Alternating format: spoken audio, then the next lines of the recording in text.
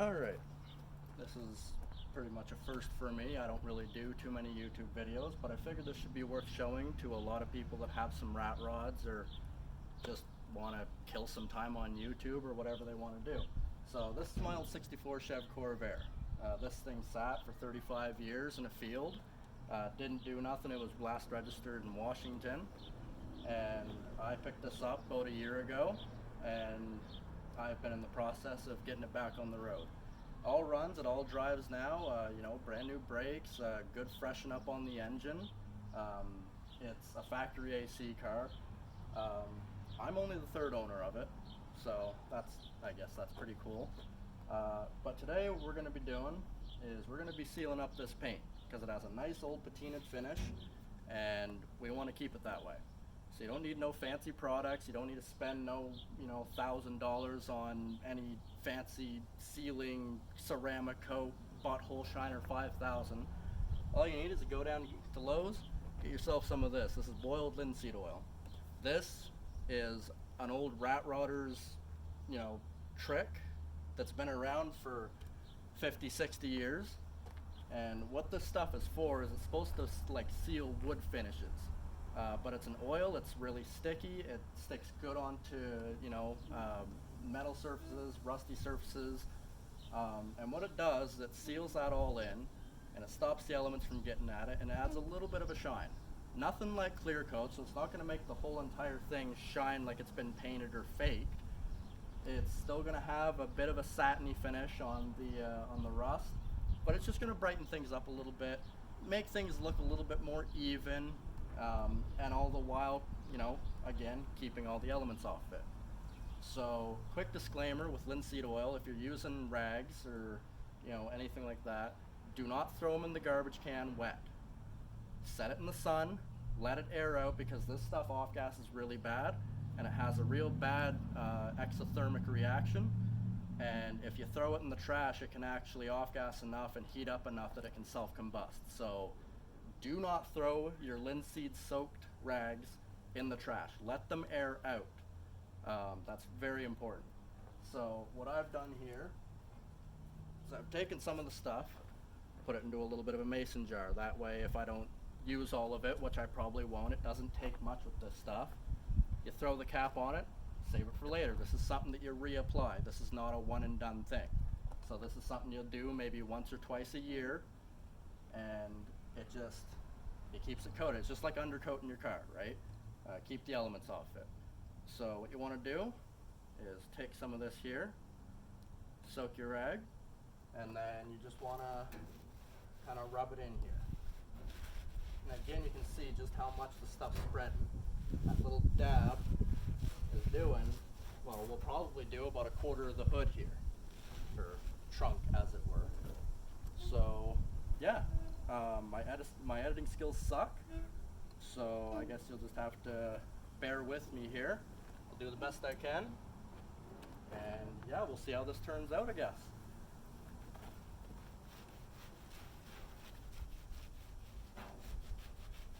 But there are some chemicals and stuff that you can buy online.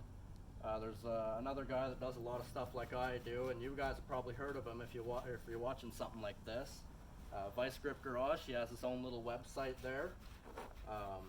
He sells some pretty good products. A lot of people trust him, and he's a pretty charismatic guy. Nothing like me, I guess, and he does this obviously on a bigger scale than I do, because he's kind of got the dream job of being able to do the fun stuff as a career. So as you can see here, the stuff's already, darkening down the rust and brightening up the paint. And again, this is just with a little bit of a dab from the rag there. And you can put this stuff on as thick as you want. The thicker you put it, obviously the shinier it's gonna get. But yeah. Again, I'm new to doing this format of video. I've never really cataloged my progress with my builds, but I've had a couple of people reach out to me and say, hey, maybe you should catalog this. This is pretty cool stuff you do. So I guess here we are. So, but yeah, this thing was bought out of an estate sale by a couple of guys, and you know, there was just some regular old school muscle and things like that, and there were 3 Corvairs here. And well, the guys didn't know nothing about Corvairs, so just as soon as they got them home, they listed them. They didn't even get they didn't even give it time. They were just like, yep, we're not gonna bother with this. And so I ended up finding the listing, and I've always wanted a Corvair. And you know, I'm seeing the other 2 are kind of basket case cars. I saw this guy, you know, perfect patina, you know, great color, factory 4-speed, factory, you know, positive traction. It's the Monza 900, so it's, you know, it's just a step or 2 down from the top of the line top of the line model, which would have been the turbocharged model. And if you don't know, the turbocharged model was actually the first production turbocharged car made.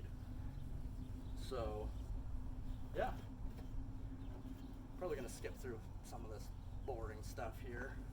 I have done this half of the car, and this will just kind of give you an idea. So I left half the roof unfinished, just to kind of give you an idea of what to expect with a finish like this. So you see, it darkens things down, but it doesn't exactly, you know, give that clear coat look. And it also preserves a lot of the texture that you'll have, you know, with spots like this. So if you're big on, you know, the texture of it and looking kind of gritty and rough, but you don't want it to look shiny like those, you know, $150,000, you know, fast and loud chip foose, you know, BS builds that you see on YouTube and on TV, then this might be the ticket for you. But another thing to note is, obviously, since you're bringing more shine to it, it's going to present a lot of the, you know, a lot of the blemishes and imperfections a little bit more, you know, areas like that. You can see, you know, it kind of reflects a little bit more of the dents and things like that, which in my opinion, I think that makes it look a little cooler. You might not like that, but I mean, that's perfectly up to interpretation, you know, to each his own. But I think it looks pretty cool. It adds a lot of character that you can't buy from a showroom. So there's things like that. So this side here is not done yet. I kind of left this, you know, just so I could show you a bit of the difference here. So you can see this is way more pale here without it. You know, areas like this where the rust is really, you know, or I guess the weathering really shows up, it's way more pale. So you can see that really darkens it down and kind of really makes that rust pop, that patina and that weathering. So yeah, I will meet you guys when I'm done. Oh, actually, so I did half of these slats here. So these slats are unfinished. Like this side of the hood basically is unfinished. So these, you know, this is all coated, you know, again, kind of dark, brings out a lot of definition, adds a little bit of like a satin sheen to it. And this side is all unfinished, so you can see like no shine, it's all dull, which, you know, might be your thing. And if that is your thing, you can actually take linseed oil and you can dilute it with mineral spirits. Not mineral oil, but mineral spirits. So again, if you want to dull down that finish so it's not quite as shiny, you want, you know, basically it to look exactly like this over here, you know, just look like it's not touched, then dilute it with a little bit of mineral spirits. It'll absorb a lot of the oils in the linseed oil. I believe that's how it works, and it makes it look way more satiny and way less shiny.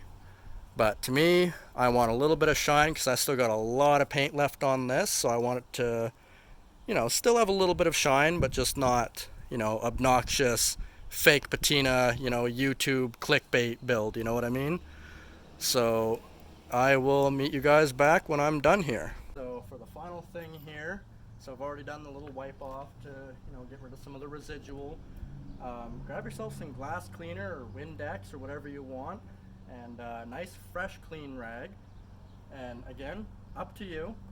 I would do it just because I like the shininess, but go around and wipe off some of that chrome, anything that might have got some of the oil on it, just because it'll make it very hazy underneath.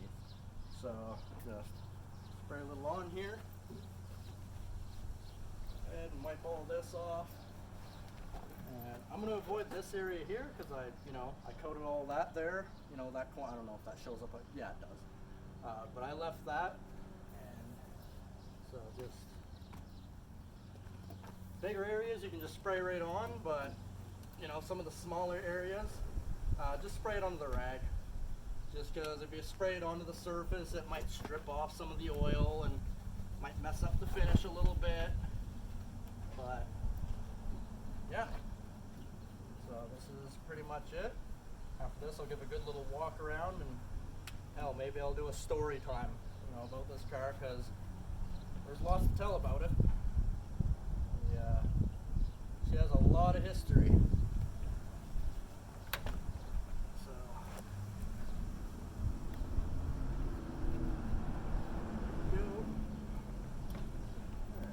well, that's good enough for rock and roll, I guess. Grab that. Not showing up the windshield wipers now. Alright. So here is our finished product. So linseed oil is cleaned off of all the stainless and chrome pieces, and this is what we're left with. And this will dull down, just a little bit as it kind of soaks in and evaporates off a little bit. So it's not going to be, exactly like this. It'll stay pretty damn close to this, but yeah. Also, sorry about the atrocious zoom on my camera. I'm using a literal potato for filming. Again, this is not really something I regularly do, so I haven't really invested in any camera equipment. As it was, my tripod was literally just a chair with the phone jammed into it. So yeah. So I also did a little bit on the inside with it, just kind of lightly. I didn't go crazy with it, because the thing about this stuff is it smells like a cooking oil. Or not, it smells like cooking oil. So unless you want the inside of your car to smell like a TLC show that just ran a marathon, maybe go light on it on the inside. I used it very, very, lightly on the inside to avoid that exact problem. I didn't put it on the seats or nothing. I just kind of used it to kind of moisten up the dash pad a little bit and clean up some of the steel here, like the door panels. Because a lot of older cars, obviously the insides of the doors are all steel, right? And I mean, if you're watching this, you probably know that. But this is what I would call a 50-50 paint job. 50 feet away and 50 miles an hour, it looks pretty good. Now for the show and tell section of this video. As you can see, I almost ran my own damn car over backing up here because I have no depth perception. So, Chevy Corvair, right? I also got a Fiero. I like to collect weird cars. So aside from, looking weird, some people might be wondering, well, what's so weird about this? It's just an old car from the 60s. Well, there's an engine in there. So this here was GM's first attempt at a rear engine car. So it's got a rear mounted, horizontally opposed 6-cylinder, and it's also air cooled with the weirdest belt you will ever see. And I'll show you that in a minute. And when I bought this, it had sat for 35 years and hadn't run. So, I did the right thing and bought this, financial mistake, and it wasn't too bad. I was in pretty deep. I had to do brakes. I had to, freshen up the engine, get it unseized. I had to, do a freshen up on the transmission, and then I finally got it running, and the motor was toast. It had cooked 2 of the cylinders on the driver's side. I'm assuming because a belt flew off of it. So, yeah. After I pulled the engine out and threw that to hell, I pulled the engine out of another car that I had not even gotten running. All I did is I pulled out the dipstick, checked the dipstick, see if there was gasoline in the oil, see if there was filings in it. There were no filings, so I just sent it. Pulled the engine out, cranked it over by hand and filled it up with a bunch of oil, because there was a rough spot on one of the cylinders where it just didn't really quite want to go. You know, it was kind of grumpy, you know. So I let it set for a couple days, you know, come out, crank it with a wrench, you know, make 1 or 2 revolutions, go back in, leave it, and, you know, a couple days later I had an engine that turned over, had 0 compression, and so I was like, you know what, that's good enough for me. So I pulled this engine out, which the transmission comes with it, and mated them all together, put her back in, and you know, did a little bit of work to it, and I think it took a couple hours to get it out and in, and then by the time I got it in, well, I had an engine. Now I had to see if it would run. You know, the smart thing to do would have been to, you know, get the motor running before you pull it out and do all that work, but I was like, you know what, I'm gonna go for broke, just see what happens, have fun with it. So I put it in there, feed her some gas, and, you know, it kicked over and it was fine. And, you know, it smoked like Willie Nelson, so, but that was just because the rings were set. The rings kind of, you know, they get stuck after a while, they get gummed up, and, you know, they don't really want to come back out. But you heat cycle the engine a couple times, and you'll find that most of the time it'll come right back around. And with this case, you know, it was exactly that. So, you know, a couple days later, no smoke, no nothing, you know, the compression's coming back up, and now I'm to the point where this is a pretty damn reliable engine. You know, it's a pretty reliable car. And so yeah, I'll probably cut this and then, you know, move it to, you know, to show you the engine, because it's a little bit weird. All right, so here is the weird little Corvair engine. You'll notice it's very flat, and if it's not immediately obvious, there's something very weird about this engine. I'll give you 2 guesses. So, yeah, it's this belt here. So, as far as I know, these are pretty much the only production car that had a belt like this. So, if you're not very car literate, I'm gonna, you know, I'll explain it out. So, usually a belt just kind of goes around, right? Not this one. So this one, your crank pulley spins around like this, right? The fan pulley spins around like this. So the belt does a big 90-degree turn here. So it goes down around the crank pulley, up around the generator, over the fan, back down over the idler pulley, which would be an AC, or no, I guess it's always an AC or an idler pulley. Back down over the idler, and then obviously repeating the process. This thing is your fuel pump. This weird little fucking Civic dudes, man. So this little thing here is the fuel pump. This weird thing looking like a UFO. Yeah, so there's a lot weird going on with this. And another thing too is 2 carburetors. So the engine in this thing, obviously I mentioned earlier, it's a flat 6 air-cooled engine. So these carburetors, basically, this engine basically functions like 2 3-cylinder engines slapped together. There goes that Civic again.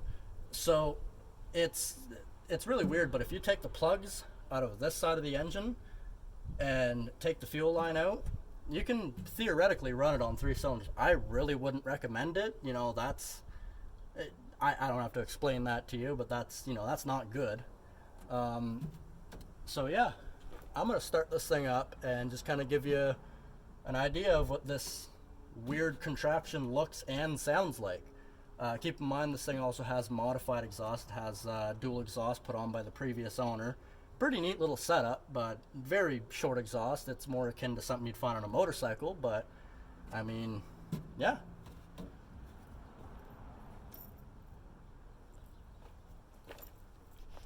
We are now inside the cockpit of the weird little Corvair, and the weirdness doesn't stop inside. So I mean, it's a 4-speed. I mean, it's got the key in the dash, which wasn't uncommon for, you know, cars of this period. But the weirdness is with that little lever down there. That's your e-brake lever. So anyway, I'm gonna shut up and just kind of, so yank that e-brake. There we go. And yeah, So as you can see, she starts up pretty nice, runs really nice.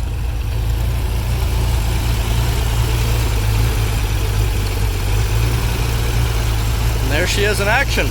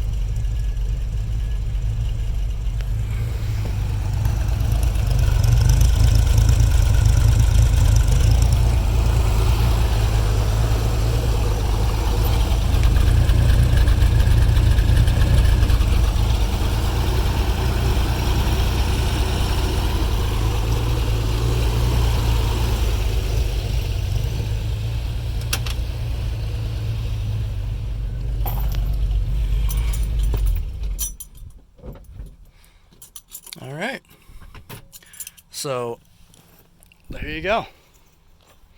You now can tell your friends all about the weirdness of the Chevy Corvair. If you want to flex on them about weird car knowledge, well, there's not much weirder in the American spectrum than this thing, especially with the classics. All right, well, that pretty much wraps her up. We've sealed into patina. You got a little walk around of this weird old car, and yeah, so hope you stuck around this long. If you did, I mean, I'm not gonna ask for no likes. I don't, you know, do whatever you want. I'm not your boss.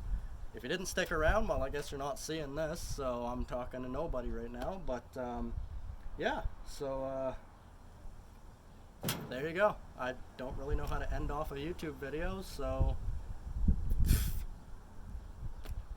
have a good one, I guess. Keep her sleazy.